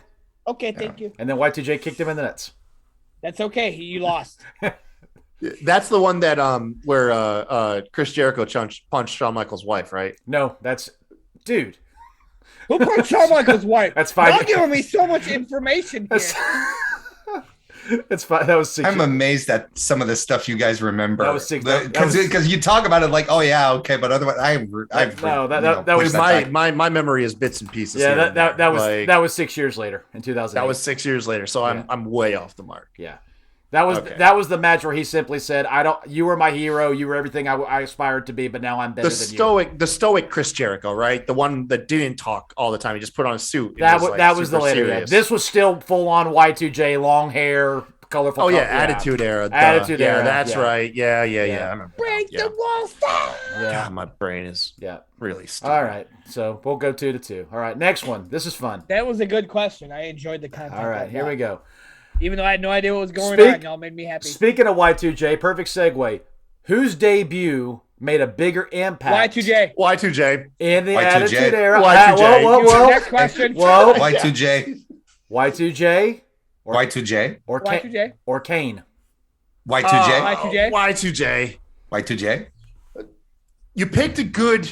Kane You picked a seemed good adversary, fabricated. but still Y2J. Kane Y2J. seemed fabricated, and down the road was turned into he had a voice box, and then all of a fucking sudden he didn't, and then all of a fucking sudden he didn't have a mask no more, and then all of a sudden. But meanwhile, Y2J, when that countdown happened, we were all like, Yeah, man. And then The Rock, his first promos against Bama, you probably picked the only debut you could even start to make an argument. What It's still debut was Y2J. better, Y2J or Y2J? Yeah. Okay. What's funny is you guys were talking about all this shit, and I had no idea what you're talking about because I wasn't there. In my head, the whole time was that countdown. Whoop! Break the walls down. We're like, what walls? What walls are we breaking down? Let's break them down. Let's go. Oh, that's funny. Yeah. All right. Pretty Kyle's in the chat, by the way. What's up, Apron? How you doing, man? Hello. Yeah, he did. Yeah, for you're anybody right. out He there, did but fall my off for a computer cliff went after a few haywire. years. You're right. Kyle, everything is in context of the Attitude Era. So if factors take place outside of the Attitude Era, we can't take that into our consideration Right. in making these picks. They're very, very, very much isolated in a bubble. Right. That's All my right. fault. For the record, I'm picking Y2J too. I just like to be a little bit more of a conversation. The fact that your question was answered before you even finished asking. But look, okay. I can add in a little more. Look. No, screw Jericho it. You made was your probably- point. Next question. You made your point. Jericho was probably the biggest defection from WCW to WWF at the time. Like, no count, no question. you know, like, look, you said it yourself. You watched a lot of Nitro at that point. I finally had some Nitro here in my neck of the woods up I'm here in glad you Canada. said So that. I was watching Nitro a lot more, you know, and we were sitting around saying, why aren't they pushing Chris Jericho? Yeah. Why aren't they pushing Chris Jericho? That was Yeah. the thing week after week. So Jericho at some point was like, all right, I'm gone. And he was already a star. Vince was like, let's bring him in. And I mean, it had been reported everywhere, and the Observer, Torch, and so on, and message boards were talking about it everywhere. We knew what was coming. There were people with signs that night saying Chris Jericho. You know, it's like everyone knew it was coming, and it was still the greatest thing ever. I do want to say, Bama, you are literally the only person ever. Like, I got big. You can stop right there. Thank you. When the wars were happening, you're literally the first person ever to not say you either A, flipped back and forth during commercials, or B, recorded insert Raw or Nitro and watched it on Tuesday night. Literally, I flipped. I recorded. I flipped back and forth. I was WWE. If you put a gun to my head, I can only watch one. It was WWF. Yeah. Props to whatever. Nothing wrong with that. But you are literally the only ones like Nitro. Fuck y'all. I respect that, but you missed out, bro. I get to relive it now, and I'm enjoying it. I just watched. But it's not the same seeing Road Dogg and Triple H on a tank banging on the door at Nitro. I'm having no idea if they open the door. What do we fucking do, guys? We'll get to that in a little bit. I saw an interview about that. But real quick, did you guys watch Chris Jericho's Broken Skull? I did. I loved it. Yeah. Yeah. Well, say, Warren, when you said what you just said about him being a big star, I completely forgot about the him and Goldberg thing where he left the dressing room and had the security guards in the T-shirt. And I was like, what the heck were they thinking? This dude's brilliant. Absolutely brilliant. Wasn't it great? It was so good. Because and as we were watching this, we were like, of course he's going to lose to Bill Goldberg, right? But Jericho's thing was like, look, if I'm going to lose, I'm going to lose. At least, yes. At least let me have some fun with it, kind of thing. Yes. And as it's been discovered over the years with all the testimony, it's Bill who's like, no, then I'm not going to do it then. Mm-hmm. Never mind. Because we never got the match. Right. We never got the Chris Jericho. Never got it. We never got the Chris Jericho squash. Yep. Because Bill Goldberg was like, nope, I'm not going to do it. He's going to have fun with it. Somehow he's going to come out looking better than me. Yeah. Yep. And what Bill happened was, now? Bill's never really been a fun boy to play with. Yeah, Jericho's on most people's GOAT list, and Bill Goldberg's just that guy. Yep. Next question. He had the greatest streak ever, though. That's kind of GOAT. Just saying. Yeah. Okay, favorite. It was really like, 120-0, and they made it 173. Every week, pin one more. Okay. All right. Next question. Here we go. Oh, this is fun. Let's go. I like fun. Who should have won in 2001? WWF or the Alliance?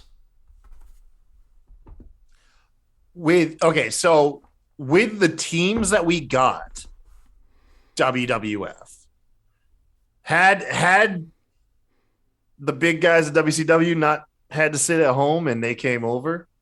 You can make an argument, but I'm talking not only the match, I'm talking full business perspective. Should we have not had WWF anymore?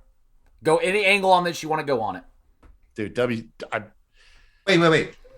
Not have WWF anymore? So do you mean just who should have won? Not the Alliance, but WCW. I'm saying the event, I'm saying the match, and I'm saying what if ECW and WCW existed now and WWF no longer existed? Who should have won that year? I'm confused. Yeah, me too. Because we know who should have won. It was WWF. People stopped watching and giving ECW and WCW money. That's how you gauge who wins. Yeah, I know. I'm saying put all that aside. As a fan, do you wish they were still here and hey the other guys, one wasn't? let me take my answer real quick. Like, apparently it's been 2 questions in a row now that I'm a fake Attitude Era fan. Because apparently I was only there for 75% of it. I thought I was there for all of it. I have no idea what you're talking about. So viewers, I fell off. I was there for when Stone Cold stole the Zamboni, but I wasn't there for this. I'm sorry. I failed you guys. That's my answer. Also, Were you there for the beer truck, Rob? Were you there for the beer truck? I was there for the milk truck when Kurt Angle. Okay. I didn't get to watch Raw the week beer truck happened. I remember Kurt Angle flipped with the milk truck. So you have no idea what happened to ECW and WCW? I have absolutely no idea. I know. Wow. They're not around, Rob. Yeah, They're dead. they're dead. Well, I mean, I know that much, but I don't know how.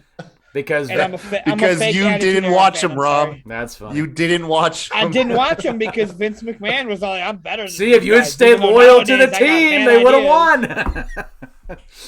Oh, my Emma, gosh. David Arquette was world champion in WC. I'm not talking about the bad decisions. Vince I'm, Russo WCW Vince threw names Russo in a was hat world to champion draw their next in champion at one time. WCW. I'm not, but Paul Heyman didn't pay his wrestlers. Yeah, Paul Bearer did. Paul Bearer did. I'm just saying, take it from any angle you want to take it from.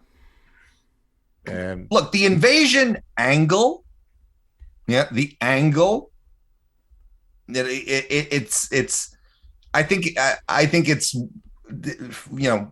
unquestionably one of the biggest missed opportunities in the history of wrestling. I will agree. To just like Let make me time out money. real fast. I have to ask, do you mean the invasion that I know about, or was there another invasion?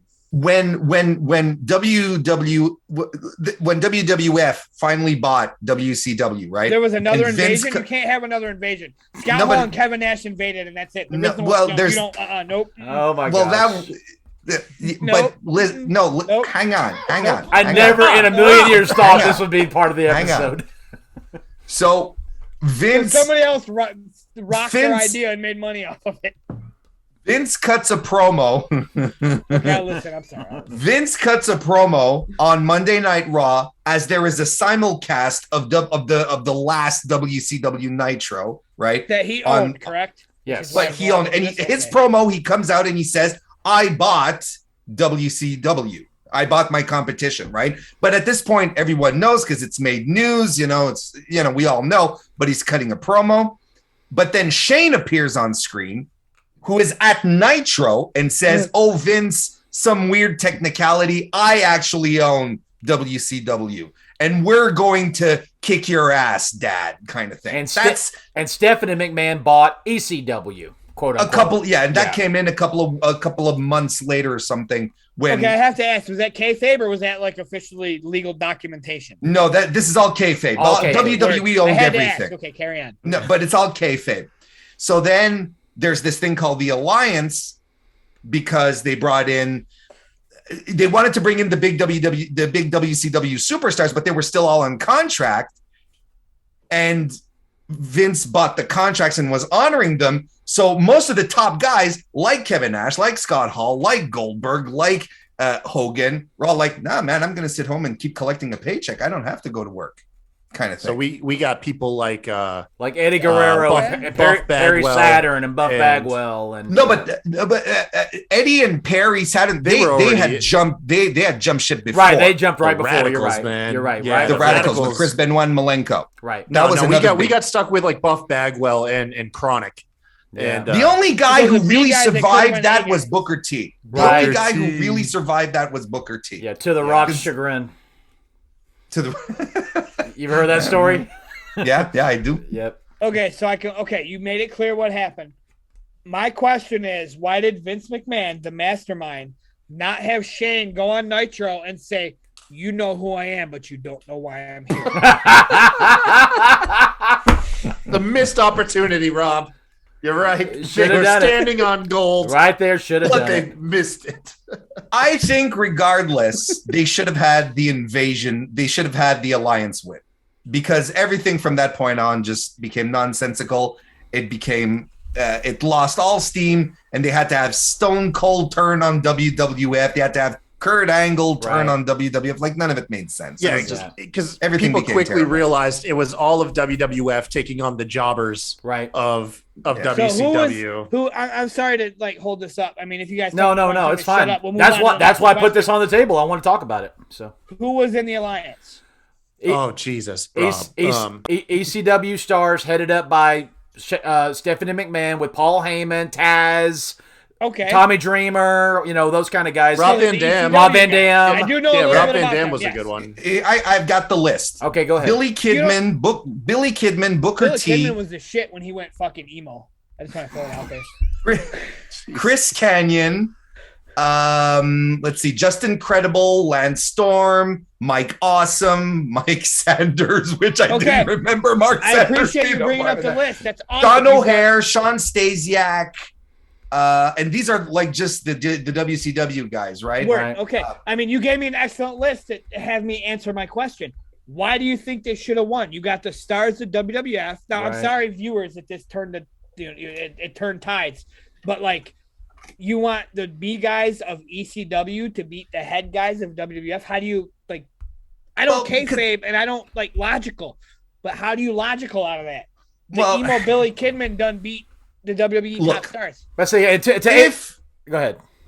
If the business of this situation had been, properly conducted, this whole thing should not have happened without the NWO, right? It shouldn't have happened without But Goldberg. It shouldn't did, have happened and you without said they should DDP. win. Like again, you're giving me ammo. But to that's my question. point. This is Yeah. where I'm going, Right. right? Okay. The I apologize. invasion should have won. Right. The Alliance should have won this thing. And to a degree, it should actually have been still going on to this day because Vince had plans to continue doing like WCW as an off brand, right? Right. Like as Right. its own thing. His own Nitro versus Raw, only he's in both pockets. But he's in control of everything, right? So instead of having Raw versus SmackDown, we would have got, Raw versus Nitro to this day, Yeah.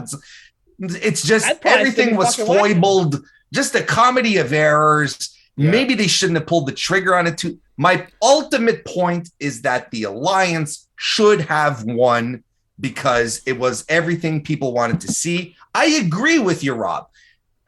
What's your main event here? Fucking Sean O'Hare, no disrespect, rest in peace, but Sean O'Hare versus Steve Austin? No, that's not a main event for Right. any pay-per-view. What are you talking about? Right? I agree with you.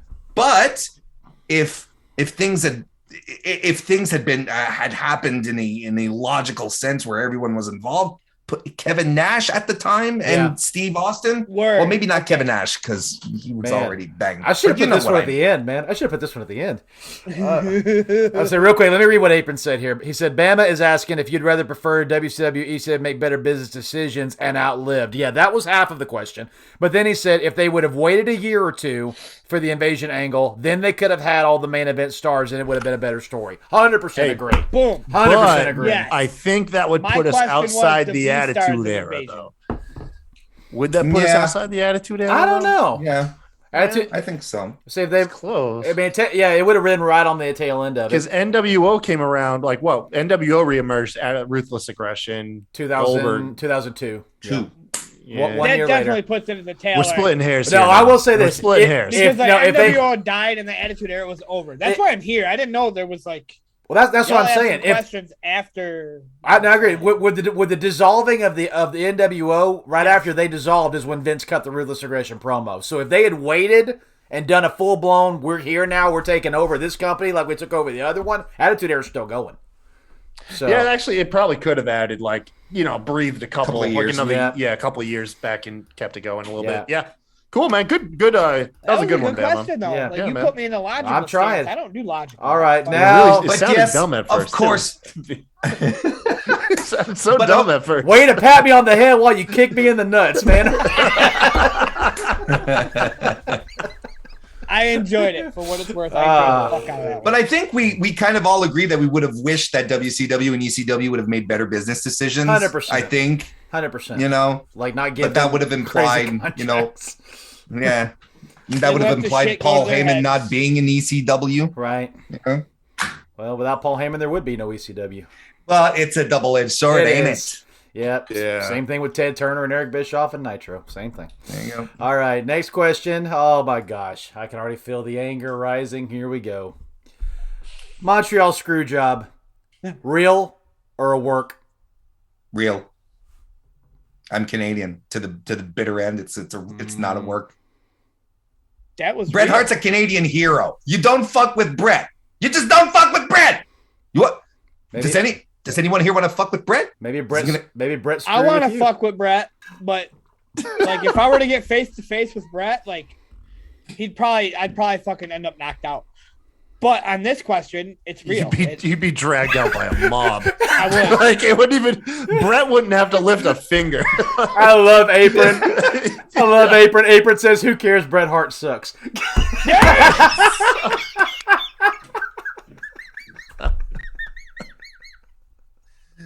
Oh man. Okay, so Just gonna. I have to take the moment to say, I'm not part of this anymore. Warren just had a stroke.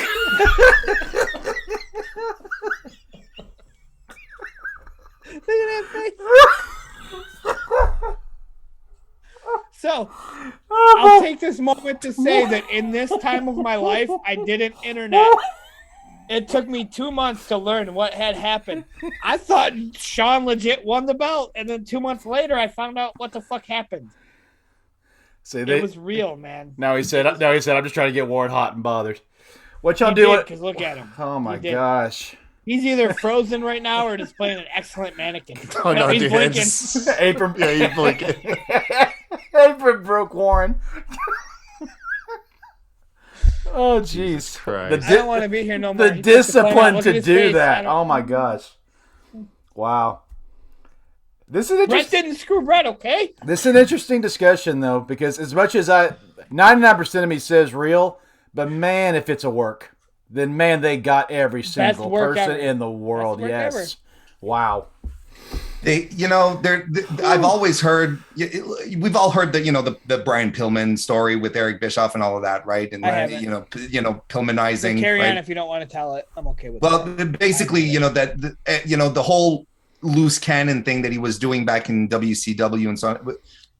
Apparently there were a lot of people backstage, a lot of the workers, the guys, the locker room who weren't aware of it, right? Right. And it's a bit of a thing, you don't work the boys, right? And now the girls as well, Right. These days. But back then, you'd hear it a lot. Don't work the boys, because there's already, I don't know if you know this, wrestling is built on lying, right? Yeah, it's like magic. Everyone lie. Everyone lies in wrestling. Yeah. It's Promoters, origins wrestlers. comes from deception. They're all Exactly. They're all magicians. They're all magicians. Exactly. So if the wrestlers can't trust the booker or other guys in the locker room, it creates an extremely unsafe, bear me the hostile environment, unsafe, toxic, paranoid right. locker room, right? And that's not an environment you want when you've got guys, especially we're talking like in the 80s, early 90s, when guys are, roided up, full of juice. You don't want they're already basically guns paranoid in their gym bags. Yep. Exactly. Back when men were men. Road Warriors. So I'm not taking anything away from the possibility that Vince McMahon just going fuck it and doing it. But, there is this situation where you don't work the boys. Yeah. And I that's something I kind of abide with. And I really feel at this point, look, again, maybe it's because I'm Canadian and legitimately Bret Hart is an icon here. I legitimately feel like with the way he's always conducted himself, the way he's always presented himself, I don't think he would drag out this bullshit if it had been bullshit. Mm-hmm. There's something about Bret Hart that just makes this authentic, makes it okay, makes it real. It's like, okay, if Bret says it's this, then I believe him. I have a tendency to believe him, I think, the meme, Bret was right, comes from somewhere. Yeah. He's not right on everything. Right. But, there's, so many videos of him being spot on lately, though. I apologize crazy. if this is outside of content. Anybody who's new or watching, I'm not your average wrestling fan. Legit. That's why me and Kyle, Rob. we're like really? yin and yang. You think? Don't say. How would it be like a work? No, actually, so legit. What would make it a work? Rob, you summarize this. I share Rob's sentiment. This has never even been a thought for me. Never, ever. It's never even crossed my mind that it was set up or staged. How would it be Yeah. Was Bret part of it, and that's how it's a work? That's basically what it is. It's basically the referee, Sean, Bret, all the people at ringside, Vince, security, everybody was in a room. So 30 people in a room. Here's how it's going to go down. We're going to cause the biggest stir ever. It's going to be controversy. It's going to be all over the news. We're going to make a ton of money off this. Bret, when you finally leave, good on you. Go to WCW. You're the hottest free agent. You got all this publicity and press behind you. Go make millions of dollars. God bless you, brother. And we'll take all the heat for it. I'll be the biggest villain. Sean will be the biggest heel. Blah, blah, blah. That's how it would be a work. Okay. I never even thought of that angle. But to what Warren said, with Taker's testimony, with Sean's testimony, with Bret's testimony, with Vince's own testimony, even though Vince won't go full detail admitting he was wrong, but even with what he said, everything lines up perfectly. Vince just felt like he had to do it. Yeah, Sean's like, if anybody's going to take the heat, I'll be the trigger man. And when Taker on the Broken Skull said, look, I pulled Vince out of his office. I threw him into Bret's face and said, y'all work this out right now. And Sean's sitting over in the corner crying because he really didn't want to do this. That's all I needed to hear. It's hands down real. It has to be. There's precedent. There's precedent for Vince doing it because he did to Wendy. He did it to Wendy Richter in the 80s. Right. Yeah. The lesser talked about Screwjob. I'm gonna look at that. I'm gonna look that up. Yeah, there was the women's champ in the 80s. He did the same thing. Had the opponent force pin her without her knowledge. Moolah under a mask. Yeah, Moolah. Yeah, I forgot who it was, but one of the wonderful things Moolah has taken part of in her life. One of the many wonderful Great things. gal. The only thing worse than this scenario though is I can't spell the word screw job.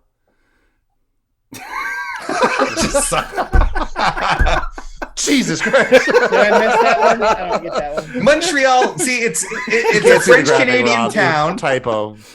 It's a French Canadian town. You spelled it with a French accent. Exactly. Montreal Screwjob. Yes, Exactly. Screwjob. Yeah, I left the R out. I was in the middle of the conversation. All of a sudden, if you saw my face go serious for a second, I'm like, holy crap, I misspelled it.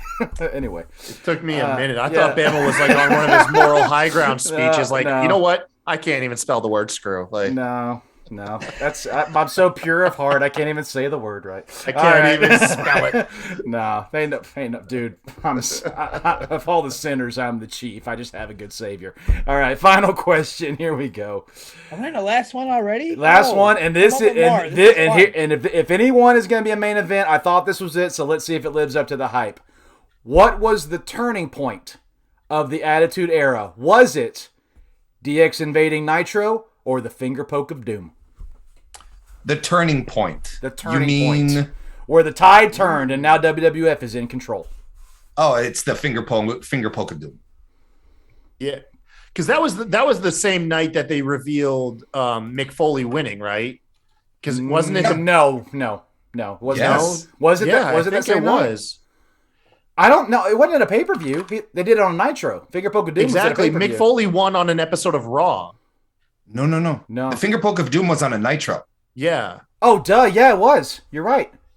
Yeah, I think The it was. finger I poke of- think. You're right. Yeah, if you ask anybody, like that's usually the answer that comes up. But bringing Like up one of the. But again, I 100% hear what you guys are saying. But at the same time, the biggest shot that turned the tide of viewers started going the other way was the invasion. So it's really a double-edged sword on this. Was it the plummeting of Nitro, or was it finally the momentum shifting the other way? That's why I'm saying which one is a true turning point. Well, it's the momentum was both, because you had WWE, like they put out the really cool shit, and the blind, like dull loyalists like you, Bama, that finger poke of doom. What was is your just the deal with me final tonight?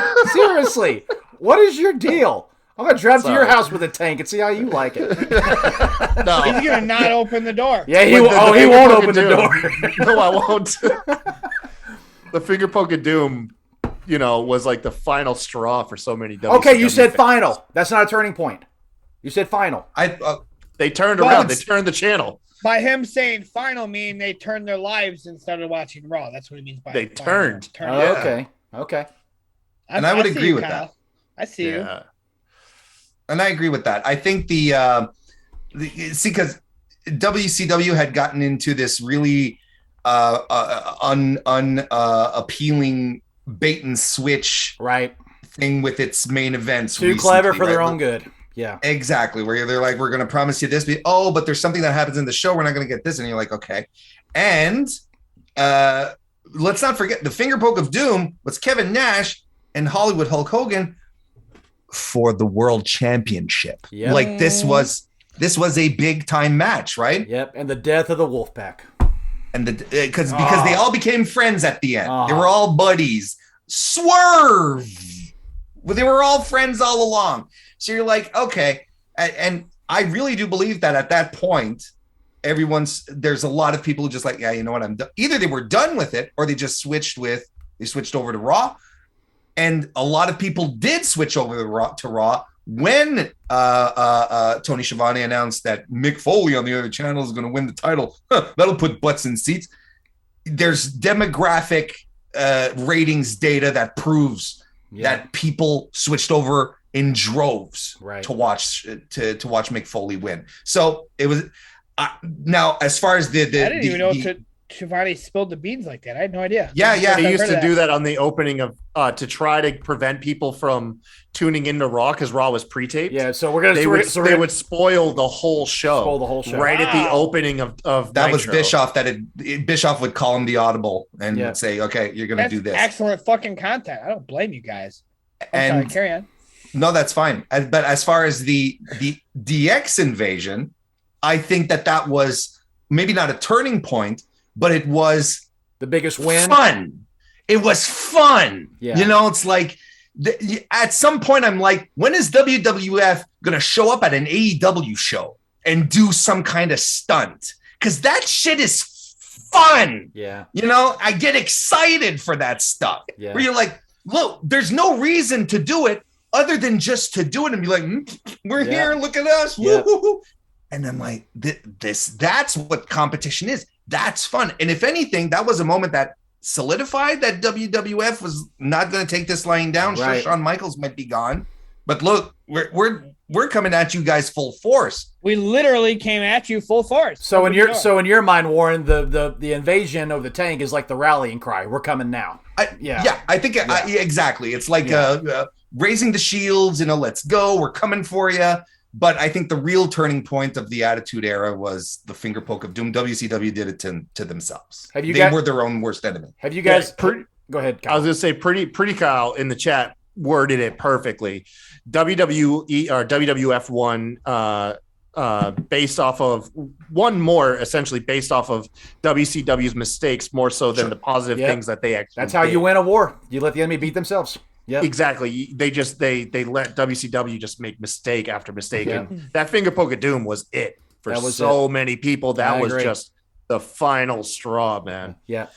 What? Okay, so I'll take my turn. And Kyle, what an excellent time to be me. That's all I'm gonna say. Jesus Christ! So you've had like a master's class tonight, Rob. The invasion was excellent. It's one of my most memorable things in fucking Raw versus Nitro ever. Yeah. They busted in. I was literally on the edge of my seat. Open the fucking door. Let's go. Fucking yeah, dude. We all were. I read the recent we all interview, were. Or I don't know how recent it is, but you guys, the interview was mentioned. What would they have done if they opened the door? They had no idea. That's how you fucking win viewers. 100%. But the finger poke of doom, I will fucking tip my hat. And if I was Eric Bischoff, I'd write the same fucking script. Really? Fuck yeah, let's go. Really? I was on the edge of my seat, like, oh my God, my two boys are about to go at it for the fucking title. Like, and then the fucking finger poke happened, and I was like, yes, sir. What? From I was happy they stayed friends. From a madness perspective, okay, but from a logic perspective, no. Rob, okay, let me. I find this interesting. The wrestling fans that are angry all the time on Twitter and everything are the ones that are, why this isn't logical. Fuck logic. It's more fun when you just look at it for what it is. Okay, no, this is super interesting because I have never met anyone advocate for the finger poke of doom. So let me ask you. Okay, I'm going to ask you a question, Rob. Let's say you're that's in your hometown. Okay, this Nitro's happening in your hometown. You're like, fuck yeah, Hogan, Kevin Nash. I'm getting ringside seats. 1998, probably like $75, something like that. $100 at tops. You spill out your cash. You go there because you're like, fuck yeah, bring me the main event, and that's what happens. I get the most unexpected pin ever. Fuck yes. You don't get a match. You get nothing. You get a bunch of guys hanging around high-fiving each other. Flip in storytelling. So you don't mind what you're telling me? None whatsoever. You get dragged in. Come see this show. Come see this main event. A fellow kayfaber. If I were to pay $100 to watch a wrestling match and they give me storytelling that is completely unexpected that matches my personality. You know, the thing is, I believe Rob, I've worked with him long enough. He has no reason to say this just to mess with you. I can see his perspective. I'm not assuming. I'm not assuming he's messing. No, I can tell it's very authentic. I can see it. Legitimately. Yeah. If you're sucked in and fully ingrained in the story, and the story is all you care about, then whoa, what the heck just happened? Yeah, I can see it. I can see it. Interesting. The finger poke of doom was one of the greatest things to ever happen to wrestling. That's the second person I've ever heard say that. You guys asking this question, and I didn't even realize it was a turning point to killing WCW. I really truly did. Man. It was for sure. It was like losing a game of Russian roulette. Now, for the record, I see why. That was the loaded chamber. For what it's worth, I see why. Don't get me wrong. But I'm the guy that they triggered, that they targeted. Fuck yeah. My homeboys didn't fight. Now the title is still where it needs to be, and they're gonna be like, the show rolls on. I bet Eric Bischoff right now is kind of like, man, I wish there were 1.5 million more Rob Rules. I'd be still in business. It'd be fine. I was gonna say, have you guys ever heard Triple H's interview on this invasion? Yeah. Oh yeah, I love. Oh, I love it is so great. He's talking about how he, Bruce Pritchard, Vince, and one other person, like a head writer, knew this was going to happen. So all DX showed up that morning and they threw the camo gear on him. They said, "What do we do with this?" He's like, "Come on, get in the car. I'll show you." And so they completely like improv half of it. It was all just interacting with people and the heck of it. And they said, and to Rob's point, they said, "Okay, the two questions I was left with is what happens if they actually open the door." But then he said the other question is, holy crap, what happens if they come for us? He said, what happens if they roll up? And he said one of the moments where I knew how brilliant of a businessman Vince was is he said, shoot, open the door, let them in. What show are you going to watch? The show with nobody, the show that has everybody. I was like, that's Vince McMahon. Yeah. Out of that, okay. Yeah, it's Wow. yeah, man, that's great. Oh, my gosh. Oh, God, that era changed my life. It did. Let's just end it here then and ask this: is the Attitude Era still the greatest era in the history of pro wrestling? Yes, it made. I think pro we're wrestling. in it right now. I think we're in the greatest era of professional wrestling right now. Really? Yep. They I don't think have we are. Austin. Dang, Warren, that's a good Boney's. take, man. That is a 'Cause great I'd take. never considered now. There's a lot of good stuff to be appreciative of now. I agree. I'm I'm going to tell you. My issue. I'm going to tell you, like, I have most of the time when I see people going, this is a bad match, this is a bad wrestler, it's like, brother, you've never watched you a haven't. Van Hammer match in A 1992. brawl and panties match when you can get Bailey and Sasha now? Are you out of your mind? No, it's ridiculous. I Kyle, honestly think we are I in just the want best. to say, Kyle DM'd me one day and asked me to leave the bra and panties matches alone, so I'm going to leave that one. Yeah, I did. I was like, hey, Rob, listen, man, we're trying to grow a broad audience. He did. Let's just leave the bra and panty matches alone. He's like, Let's leave look, them in those the matches past." are looked at different nowadays, so don't. And I said, okay, I appreciate you, brother. So, Kyle, Rob, right you're going to now, get us I just canceled want you before to we know, ever start, man. This is me appreciating you and shut my mouth. Oh, man. I'm just throwing that out there, Kyle. I remember, bro. I remember Thanks, the man. shit you asked Rob me. saw that boss man and he threw my ass under. Oh, man.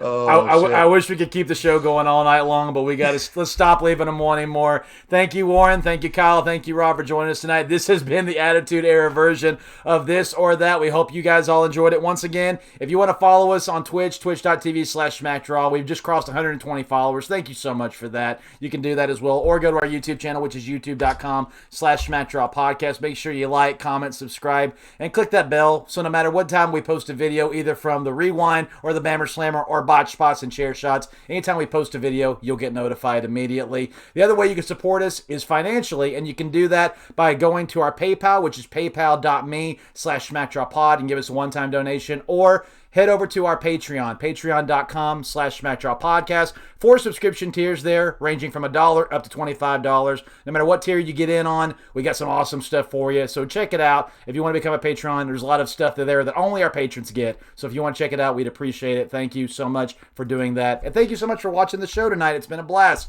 Mr. Can I get Kyle, one plug? you may plug, Rob. Go ahead. I'll let you plug.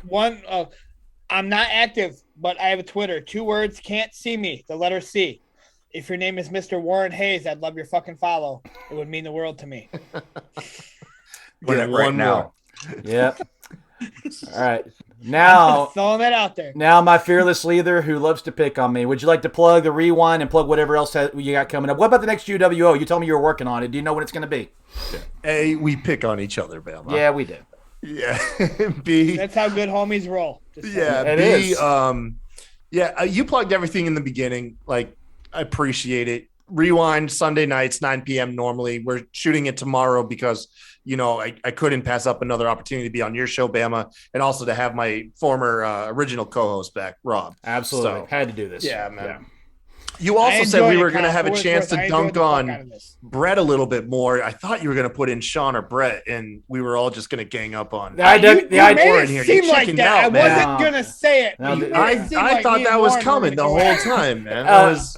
Did you not see the 1.5 long minute segment where Warren just blinked? I think we did our job, don't you?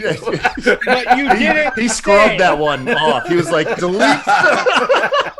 You didn't look at me and say Sean or Brett. Sundays. I'm not going to. Sunday nights, 9 p.m. on Twitch. Me and RN do the rewind. Normally, you can Make find. sure RN turns his microphone up. Yes. Normally, you can find our 10-second reviews on YouTube. Normally, after like one of the WWE or ECW, AEW shows air. That's stuff where you can find me. Follow me on Twitter at the Kai Tai Show if you want. That's cool too. Mr. Warren Hayes, the floor is yours. Plug your stuff, man. Where can we find you? What you got coming up? Well, youtube.com/Mr. Warren Hayes is where I do most of my stuff. As we mentioned, the Mr. Warren Hayes Show, which records live every Thursday night at 9 p.m. Eastern. I've also started a new podcast recently with a friend of mine, Sean Taggart, where we focus exclusively on independent wrestling. It's called Hot Shakes and Hand Dogs, and where we just review all the shows that happened the previous weekend. We dive into some stuff on the independent circuit. So that's a lot of fun. That's we record that on Tuesday nights, ergo tomorrow at the time we're recording this at 8 p.m. Eastern. So if you want to drop in for that, there's beltobells.com, which is all about women's wrestling, BELLTOBELLES.com, youtube.com/beltobells, beltobells on Twitter, Mr. Warren Hayes on Twitter. Marathon is done. All right. Sweet. And once again, you can follow me at Bammer Slammer. Follow our podcast at SmackDrawPod on Twitter. And until the next time we drop the hammer, man, this has been a fun this or that here on the Bammer Slammer. Have a good night, everybody.